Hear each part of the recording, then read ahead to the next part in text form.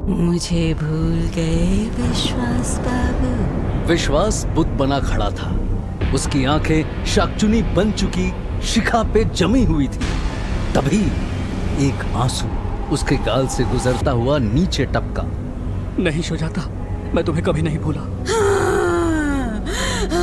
झूठ झूठ।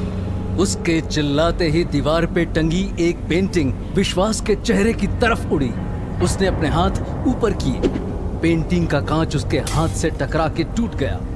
उसके हाथ से खून बहने लगा। तुम्हें मेरी अंगूठी इस लड़की को पहनाने की हिम्मत कैसे हुई विश्वास बाबू? मार दूंगी मैं, इसे मार दूंगी।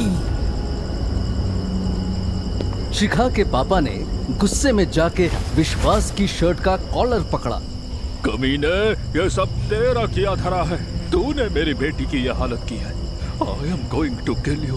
मैं छोड़ूंगा नहीं तुझे। तभी गीता ने जाके शिखा के पापा का हाथ पकड़ा। भाई साहब, छोड़िए इसे। शिखा को बचाने के लिए हमारा सच जानना बहुत जरूरी है। शिखा के पापा ने विश्वास का कॉलर छोड़ दिया और अलग होकर खड़े हो गए। विश्वास बाबू, सच बता पाओगे इन्हें कि कैसे तुमने मेरे साथ धोखा किया, अपनी बीवी के साथ? इस बार शिखा की माँ अपने आप को कंट्रोल नहीं कर पाई। उन्होंने विश्वास को नफरत से देखा। क्या तुम शादीशुदा हो? हाँ, मैं शादीशुदा था। नहीं विश्वास बाबू, तुमने कसम खाई थी तुम मरते दम तक मेरे साथ रहोगे। तुम जिंदा हो और मैं इस अंधेरे में सालों से तुम्हारा इंतजार कर रही हूँ। गीता ने एक कुर्सी विश्वास के पास खींच कर रखी और उसे उस पे बिठाया। बताओ विश्वास, पूरा सच। क्या किया था तुमने इस लड़की के साथ? और शिखा और हमसे सच क्यों छुपाया? विश्वास ने शाकचुनी की तरफ देखा। मैं 5 साल पहले एक एनजीओ के साथ इस गांव में काम करने आया था। गांव में मुझे शुजाता मिली। वो इसी गांव में रहती थी। मैं जिंदगी में पहली बार ऐसी प्यारी, मासूम और साफ दिल की लड़की से मिला था। शुजाता मेरा बहुत ख्याल रखती थी। हम दोनों एक दूसरे से प्यार करने लगे थे। हमने किसी को बताए बिना पास के शहर में जाके कोर्ट में शादी कर ली। 1 हफ्ते बाद मुझे 2 दिन के लिए किसी अर्जेंट काम से मुंबई के लिए निकलना पड़ा। शुजाता उस वक्त किसी दूसरे गांव में एक रिश्तेदार की शादी के लिए गई हुई थी, इसीलिए उसे बिना बताए निकलना पड़ा। मैंने सोचा कि 2 दिन में तो मैं वापस आ ही जाऊंगा। जाते वक्त रास्ते में मेरी कार का बहुत बुरा एक्सीडेंट हो गया। उसके बाद मैं 3 हफ्तों तक हॉस्पिटल में बेहोश पड़ा रहा। जब होश आया तो लंग्स में ट्यूब्स लगी हुई थी। मेरा फोन उस एक्सीडेंट में डैमेज हो गया था, इसीलिए कोई मुझे कांटेक्ट भी नहीं कर पाया। ठीक होते ही मैं फौरन वापस गांव पहुंचा, लेकिन गांव वालों ने बताया शुजाता ने जंगल में जाके खुद को आग। सिर्फ एक अंगूठी बची थी उसके जले हुए शरीर पर। मैंने जब उसके माँ बाप से वो अंगूठी मांगी, उन्होंने मना नहीं किया। अरे वो तो जानते भी नहीं थे कि वो मेरी और शुजाता की शादी की अंगूठी थी। गीता ने विश्वास का चेहरा पकड़ के अपनी तरफ घुमाया। तुम झूठ बोल रहे हो। तुम उसे धोखा देने वाले थे, नहीं तो तुमने छुप के शादी क्यों की? अरे उसी के कहने पे तो हमने किसी को नहीं बताया। मैं शुजाता की जात बिरादरी का नहीं था। अगर किसी को पता चलता तो उनके परिवार को गांव से निकाल देते। वो ये बेइज्जती कभी बर्दाश्त नहीं कर सकती थी। तो हमने तय किया था कि शादी के बाद किसी को बिना बताए हम उसके माँ बाप के साथ गांव छोड़कर निकल जाएंगे। झूठ, सब झूठ। विश्वास उठ खड़ा हुआ। धोखा देने के लिए ना मुझे शादी की जरूरत नहीं थी। मैं शुजाता से रिश्ता कायम करके बिना शादी के भी धोखा दे सकता था, लेकिन मैंने ऐसा नहीं किया क्योंकि मैं उससे सच्चा प्यार करता था। उसने शाकचुनी की तरफ देखा। मैं तुमसे बहुत प्यार करता था शुजाता। तुमने मेरा इंतजार क्यों नहीं किया? तुम्हारी मौत की खबर सुन के ऐसा लगा कि जैसे दुनिया में मेरे लिए कुछ बचा ही नहीं था। मैं महीनों तक डिप्रेशन में रहा।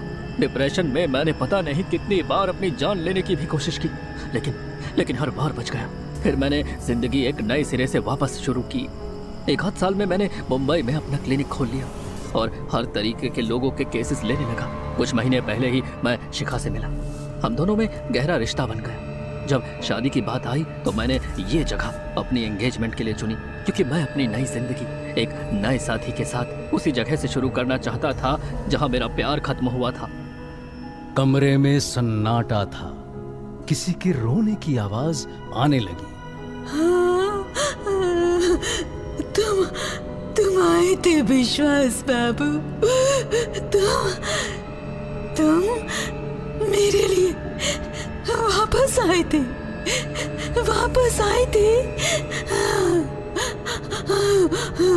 हाँ सुजाता, मैं तुम्हें आज भी प्यार करता हूँ।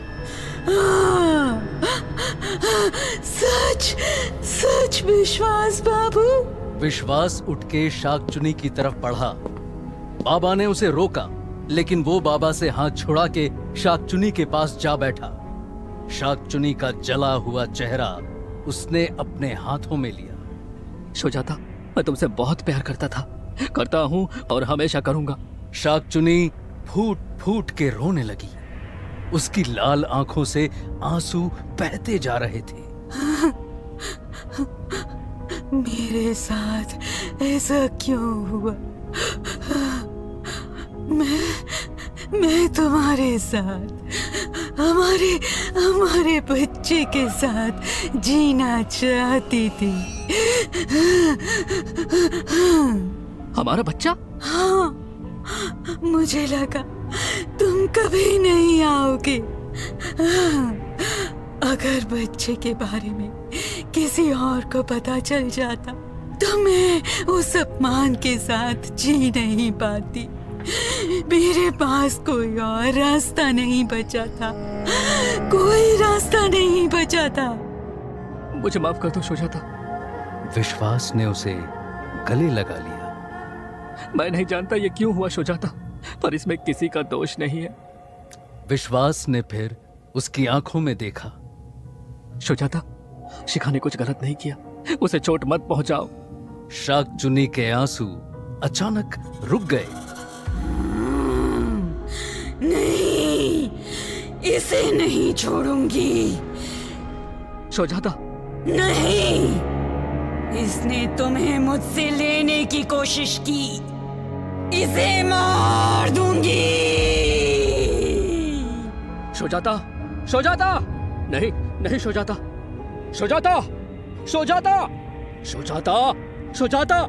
सब चुप खड़े थे।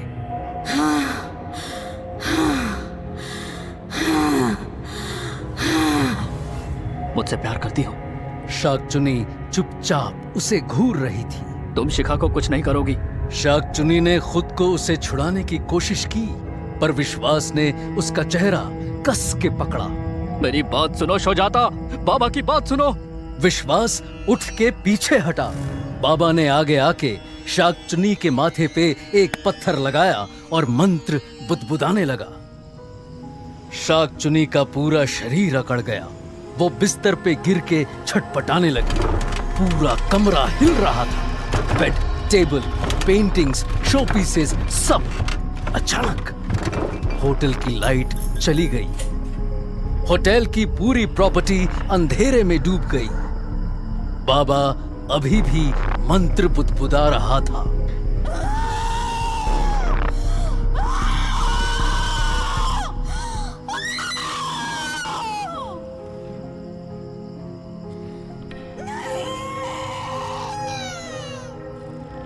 उस वक्त गांव में सभी लोग अपने घरों से बाहर निकल के आ गए। वो सब पहाड़ की ओर देख रहे थे। उन्हें वो चीखें सुनाई दे रही थी। होटल के उस अंधेरे कमरे में सबने देखा, शिखा का शरीर अंधेरे में जगमगा रहा था। धीरे धीरे एक रोशनी शिखा के शरीर से ऊपर उठी। बाबा ने रोशनी की तरफ पत्थर बढ़ाया और मंत्र पढ़ा, और फिर वो रोशनी खिड़की के बाहर निकलकर दूर आसमान में उड़ गई। बिस्तर पे पड़ी शिखा जोर से सांस ले रही थी। शिखा की माँ ने डरते हुए अंधेरे में आवाज लगाई। शिखा की रियल आवाज सुनते ही उसकी माँ अंधेरे में अपनी बेटी की आवाज की तरफ बढ़ी और उससे लिपट गई। बाबा गोल्डन गेट होटल के मेन गेट से बाहर निकला और अपने गांव की ओर बढ़ा। बाबा, बाबा, बाबा! विश्वास भागते हुए बाबा के पास आया। उसके पीछे शिखा के पापा भी तेज चलते हुए आ रहे थे। विश्वास ने अपनी जेब से नोटों का एक बंडल निकाला और बाबा की तरफ बढ़ाया। बाबा, बाबा ये आपके लिए। बाबा ने उन पैसों को देखा। अरे ले लीजिए बाबा जी, हमारी तरफ से एक प्यार का तोहफा। मेरी बेटी की जान बचाने के लिए मैं हमेशा आपका आभारी रहूंगा। क्या करूं इन कागजों का? बाबा ये गांव वालों के काम आ सकते हैं, गांव के डिस्पेंसरी के लिए। हम अपना ख्याल खुद रख सकते हैं। विश्वास मुस्कुराया और शिखा के पापा को देखा। शिखा के पापा भी मुस्कुराए। विश्वास ने फिर पैसों का बंडल वापस जेब में डाल लिया। बाबा आपने मेरी बहुत मदद की है, थैंक यू। मैंने जो किया अपने गांव के हित में किया, लेकिन तुम अपने प्यार के लिए तुमने जो किया, जानते हो उससे तुम्हारी जान भी जा सकती थी। बाबा मेरे लिए जिंदगी और मौत का सवाल था, अपने प्यार के बिना जीने की कोई वजह नहीं बचती। शिखा के पापा प्राउडली विश्वास को देख रहे थे। बाबा ने कुछ देर विश्वास को देखा, फिर पलट के गांव के लिए निकल गए। एक हफ्ते बाद मुंबई में शिखा रात को विश्वास के फ्लैट पे थी। दोनों बालकनी में आराम कुर्सी पे लेटे हुए थे। शिखा विश्वास की गोद में उसके गले में अपना सर छुपाए लेटी हुई थी। विश्वास ने टेबल से उठा के फोन शिखा को दिया। मोबाइल स्क्रीन पे लिखा आ रहा था पापा होम। शिखा ने स्वाइप करके फोन काट दिया। ठीक उसी वक्त शिखा के घर पे उसके पापा अपने मोबाइल की स्क्रीन को घूर के देख रहे थे। शिखा की माँ उनके सामने बैठी थी। क्या हुआ जी? उसने फोन काट दिया। अरे विश्वास के साथ होगी ना? हाँ, मेरा फोन कभी नहीं काटती थी। आप भी ना, उसकी शादी होने वाली है। अरे लाइफ पार्टनर के आने से सब बदल जाता है। उधर विश्वास की बालकनी में उसकी गोद में लेटी शिखा गुनगुना रही थी। ये धुन याद है? हाँ शिखा, यही मेरा सपना था कि मैं रोज रात को तुम्हारी गोद में ऐसे ही सोऊं। विश्वास ने मुस्कुराकर उसे और कस के पकड़ लिया। गीता अपने घर में सो रही थी। अचानक उसे एक आवाज आई। उसकी आंखें झट से खुली। उधर गांव में बाबा के घर के सामने बाबा और मुखिया बैठे थे। गांव में कई सालों बाद रात को लोग बाहर घूम रहे थे। कुछ बच्चे एक साथ खेल खेल रहे थे। बाबा उन्हें सुकून से देख रहा था। अरे बाबा आपने तो कमाल कर दिया, मुझे लगा नहीं था कि ये हो पाएगा। मुझे भी नहीं लगा था, पर जब वो लड़का मेरे पास आया, मैं उसकी आंखों में देख सकता था। वो कुछ भी करने को तैयार था। शुजाता ने जलते वक्त वो अंगूठी पहनी थी, वो मेरे पास थी।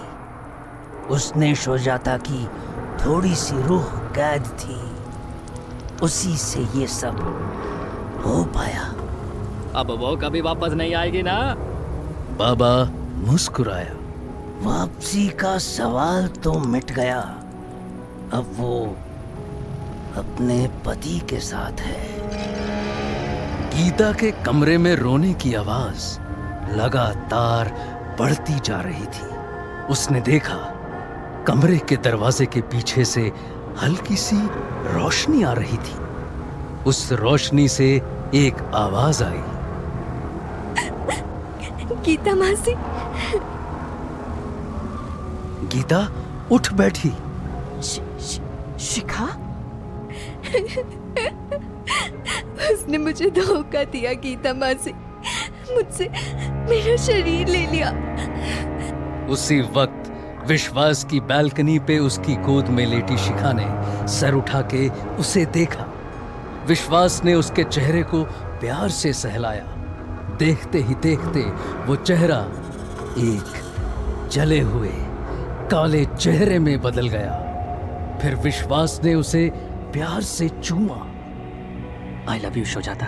আমি তোমাকে ভালোবাসি विश्वास बाबू। गीता सन्न खड़ी दरवाजे के पीछे उस रोशनी को तेज होते देख रही थी। वापस जाइए, मुझे अपना शरीर वापस चाहिए। ये सुनते ही गीता के रोंगटे खड़े हो गए।